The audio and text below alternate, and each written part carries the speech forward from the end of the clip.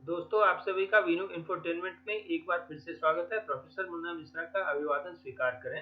एक कहावत है, आया ऊंट पहाड़ के नीचे। ठीक वैसी ही स्थिति आज मोइज़ू का हो चुका है, जो कि मालदीव के प्रधानमंत्री हैं। उन्होंने मोदी सरकार जैसे सशक्त सरकार, आप उनको आंख दिखाने की कोशिश की और उन्होंने अपना चीन और तुर्की से दोस्ती बढ़ाने में कोई भी कोर कसर नहीं छोड़ा और भारत को ठेंगा दिखाने का प्रयास किया। सभी को ये याद होगा कि किस तरह से मोइज़ू सरकार के 3 मंत्रियों ने मोदी सरकार का खिल्ली उड़ाया था और यह खिल्ली उड़ाना कितना भारी पड़ सकता है, यह बात मोइज़ू समझ नहीं पाया। मोदी से पंगा मोइज़ू को पड़ा इतना भारी कि अब उसके होश ठिकाने लग चुका है और भारत के शरणागत वह हो चुका है। भारत ने एक तरह से बिजली का छड़ी उसे दिखाया कि तुम मेरे द्वारा दिए गए कर्जे को अब वापस कर दो। आज उसकी स्थिति ये है मोइज़ू की कि उसको कोई भी पैसा देने की स्थिति में नहीं है और चीन का ऑलरेडी डेट ट्रैप में वो फंस चुका है। मोइज़ू जो है वह एंटी इंडिया कैंपेन करके पहुंचा हुआ और वह चीन के साथ अपनी पिंगे बढ़ाने में लगा हुआ है। चीन क्या करता है कि मालदीव एक स्ट्रेटेजिक प्लेस है जहां की जियांग यांग होंग इस नाम का एक वेसल को वो भेजता है, जो कि समुद्र की तलहटी का एक तरह से मैपिंग करता है और मैपिंग करने से उसको ये पता चल जाता है कि सबमरीन ऑपरेशन जब होगा तो वह किस रास्ते से होकर के हो सकता है और उस रास्ता का डाटा वो जनरेट कर लेता है। तो इंडियन ओशन रीजन में उसका एक इन्फ्लुएंस बढ़ता है और भारत के लिए एक सख्त चुनौती पैदा कर सकता है। मोइज़ू चीन, तुर्की और पाकिस्तान के हाथों में खेल रहा है क्योंकि वह मुस्लिम है और वह वर्तमान भारतीय व्यवस्था से नफरत करता है और इस क्रम में वह तुर्की से बैरक्टार TBS-2 जो कि सबसे घातक ड्रोन है, जिसका कि हमने यूक्रेन युद्ध में भूमिका को देखा हो कि किस तरह से रूसी टैंकों को उसने वहां राख में तब्दील कर दिया है। तुर्की से उसने 4 ऐसे ड्रोन खरीदे और उसको इंडियन ओशन में सर्विलेंस ड्यूटी पे लगा दिया है। तुर्की ने यह सिर्फ बैरक्टार ड्रोन ही नहीं दिया, उनके सारे पर्सनल को इस ड्रोन को चलाने की ट्रेनिंग दी है और ट्रेनिंग एक बैच को खत्म हो चुका है और दूसरे बैच का चल रहा है। यह डील लगभग $37 मिलियन का, इतना महंगा डील करके वह ड्रोन हासिल करके और अपने यहाँ ले भी आया। और अब देखिए स्थिति कैसी बनती है कि भारत लगभग $49 मिलियन ऋण जो है वह मालदीव के ऊपर है और जिसका कि रिपेमेंट का टाइम आ चुका है। तो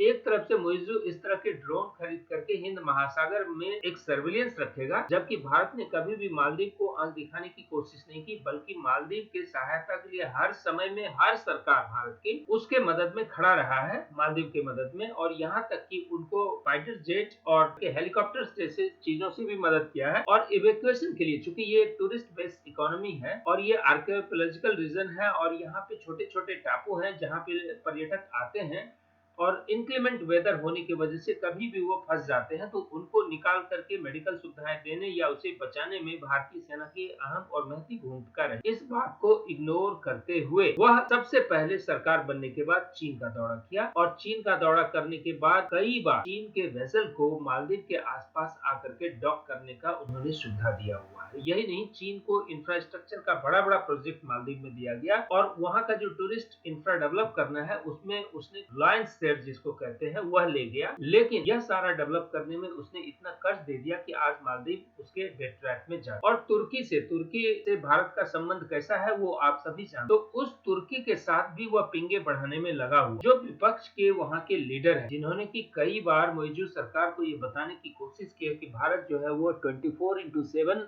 मालदीव के लिए खड़ा रहता है, इसलिए उनके लिए ऐसी निर्लज वाली बातें या बेतुकी बातें न किया करे। इस बात का भी मोइज़ू पे कोई असर नहीं पड़ा है। जो फॉर्मर डिफेंस मिनिस्टर रही है मारिया अहमद, उन्होंने सरकार को कई बार इस मुद्दे पर चेताया है, लेकिन मोइज़ू है कि मानने का नाम नहीं ले रहा है। तो अब देखिए कि कैसी स्थिति बनी है कि मोदी सरकार के आगे घुटने टेकने को मालदीव तैयार हो गया है। अगर ऐसी स्थिति रही तो भारत उसकी सारी हेकड़ी गुम कर। मोदी सरकार ने मोइज़ू की हेकड़ी गुम करने के लिए 2 सामान्य से कदम उठाए, जिसमें कि एक तरह से हैशटैग हुआ कि मालदीव में टूरिज्म के लिए कृपया न जाएं और लक्षद्वीप जैसा जहाँ की आर्कियोलॉजिकल कंडीशन वैसा ही है जैसा मालदीव का है, उसको विकसित करने के लिए मोदी ने बहुत तेजी से शुरुआत की है। इससे जो वहाँ की टूरिज्म इंडस्ट्री है उसको $2 अरब का झटका लग चुका है और अगर 1-2 साल ऐसी स्थिति रह गई तो मालदीव को खाने के लाले पड़ सकते हैं, क्योंकि उसकी पूरी की पूरी इकोनॉमी टूरिज्म पर निर्भर है। और वहाँ भारत जो है वो सबसे बड़ा दूसरा टूरिस्ट डेस्टिनेशन बना करके रखा हुआ, सबसे ज्यादा टूरिस्ट भारतीय ही जाते हैं। ऐसे देश के साथ जो कहते हैं एक कालिदास की स्थिति मोइजू क्यों अपने लिए बनाया कि अपने पैर में ही कुल्हाड़ी मारेंगे, ये तो मोइजू को ही पता है, लेकिन आम जनता को इसका खामियाजा अब भुगतना पड़ेगा। ऐसी स्थिति है कि मोइजू को सरकार से बहुत जल्द ही जाना पड़ेगा। आपको बहुत शीघ्र इस बात का पता चलेगा। धन्यवाद। ये ज्यादा से ज्यादा इस कंटेंट को दूसरे दोस्तों